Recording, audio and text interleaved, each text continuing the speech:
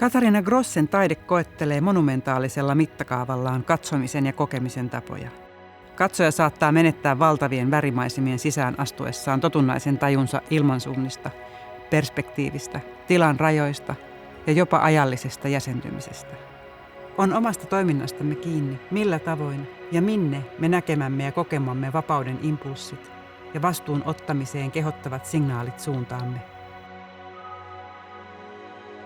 Yeah, this is actually, these are all prints I've made especially for this exhibition. And it's the first time I've printed these many different ways to look at the work, at the making of the work, at what a painting could be, what the residue of a painting could be. Really interesting concept, actually, what you are bringing in. But then it's at the same time it's suggestion of something new, something possible. It's all printed with an inkjet print on the fabric. And when you go very close, you can even have the imagination it is sprayed. So it has the embodiment of the sprayed work as well. And it is very, very soft, so it moves as you walk through it. So sensitive how it moves constantly, all the time, like some autopoietic machine with the air and without breathing. It's responding all the time. Yeah, these are quite mountainous already. These paintings here, and as I said, they make you feel quite tiny, but also active, active in relation to the space. In relation to the colors, you really have to participate, I think. Or to make an effort to find a way to look at them. I mean, also here, for example, you see the hands, and therefore you can right away relate it to your body size, and that makes it maybe even then small. Yeah. So there is a constant back and forth of. So it's not an ultimate size, it's not a monumental size that gives you a space which says that's where you are. But you can actually, by going up there and reading or using your eyes, you can actually feel empowered by that size as well, I think. We are able as beings to digest complex stories or images because our life is intertwined with so many things. And I think it is a joy, and it is also an amazing entertainment to be confronted with complex things. And I think what your works show is how our experiences are constructed, how multi-layered, how complex they are actually in relation to something as affective or emotional as color. And I think that makes your work so interesting, endlessly interesting. That's an interesting thought, yeah. Haaveen maalauksen sisään astumisesta, elämän ja taiteen sekoittumisesta täytyy olla peräisin unista ja myyteistä. Idea kokonaisvaltaisesta, kokijansa sisäänsä sulkevasta ja jollain tavalla kumouksellisia voimia sisältävästä maalauksesta on digitaalisen ajan virtuaalisia maisemia paljon vanhempi. Minua se on seurannut lapsuudesta saakka. So now we are in the back space of the other part of this exhibition. The backspace in itself, the back of the canvas, is meaningful for you, the emptiness and the whiteness, showing that, or is it? Yeah, that's a good question. Is it the back or is it the front? Or maybe both sides of the work have their own completely different form, and they are yet the consequence of the other, in a sense. So you could also enter the show through here. And I like what you see here very clearly, the ecology of the space. So without the space, the fabric wouldn't be up, wouldn't be held up. But the architectural proposal that we have here is so different from building walls that have right angles. And also there is a painting sipping through here, so you can actually somehow, you're starting to wonder, what is it on the other side? So anything that is coming through here has happened there. And sometimes you're witnessing conversations, or you pick up snippets from things happening out of the angle of your eye.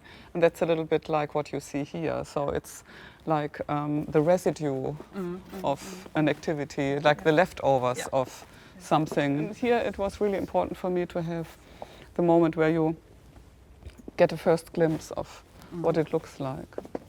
But yet you don't see the whole. So you're kind of moving around the...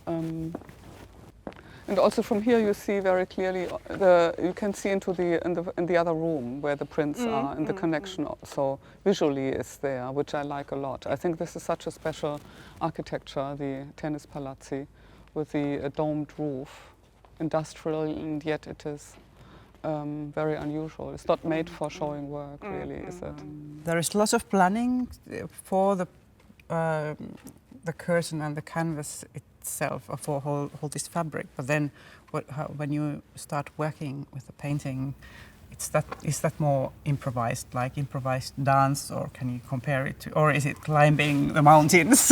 Yeah, it is not improvised in the sense that I have no clue and see where I go. So because it is based also on other pieces that I've done, you always take that experience with you. And but you're right, the decisions then get made on the spot. So it's a different type of planning that is taking place, because it's also only internal planning, whereas the other planning has to do with the fact that I work with a crew. This spatial surface is a different world than the spatial surface of this Tennis Palazzi.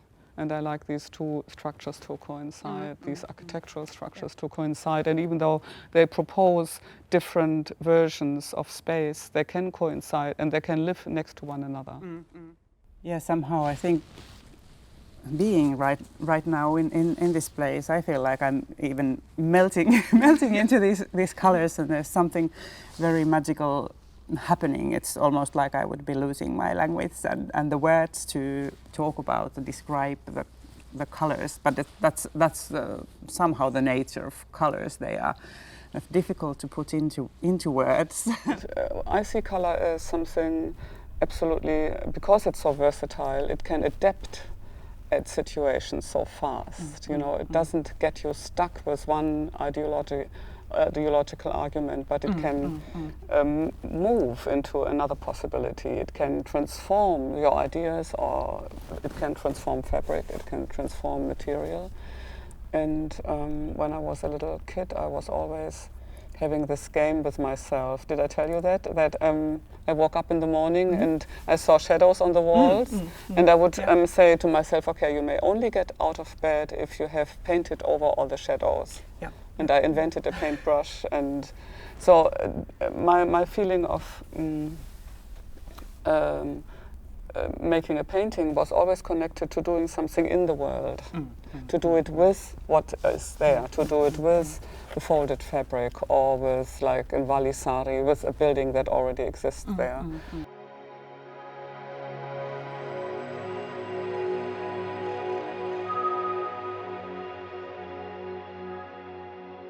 Yeah, is it how you see also this work, that it's some kind of a suggestion for our world to be in a different way, to be more free flowing, or suggest a different kind of form for us to be together in one space, in a shared space? Yeah, I think it does offer the possibility to think about what is freedom, maybe also the freedom to do this with the color. What is there a structure? Is there there are so many different ways to experience the work. So would that also be a possibility for our everyday life? To really adopt actively different perspectives all the time. The things that you don't say are ultimately connected to the things you say, and I think we can experiment with these things far more. Or like when you're here with many people, you understand where is that person walking, because there is no way that tells you how to walk or how to look at the work. And I think also territorial issues are being discussed here. So to who does this belong? Is the painting autonomous, or does it need the people to be on it, or can I afford to stay out of it, or do I have to go through it, or do I have to go even through the slots in the fabric? So you can take a lot of decisions. Sisäänastuminen maalaukseen ei Grossen teosten kohdalla tarkoita katoamista toiseen todellisuuteen tai yhden päivän karnevaaliin, vaan hänen teostensa kokonaisvaltainen immersio, sisäänsä sulkevuus, on todellisuuden kätkettyjen mahdollisuuksien esille tulemista tässä ja nyt. On omasta toiminnastamme kiinni, millä tavoin ja minne me näkemämme ja kokemamme vapauden impulssit ja vastuun ottamiseen kehottavat signaalit suuntaamme, sekä yksityisinä, kärsivinä ja kuolevaisina olentoina, että valon ja värien yhteen kutsumana yhteisönä.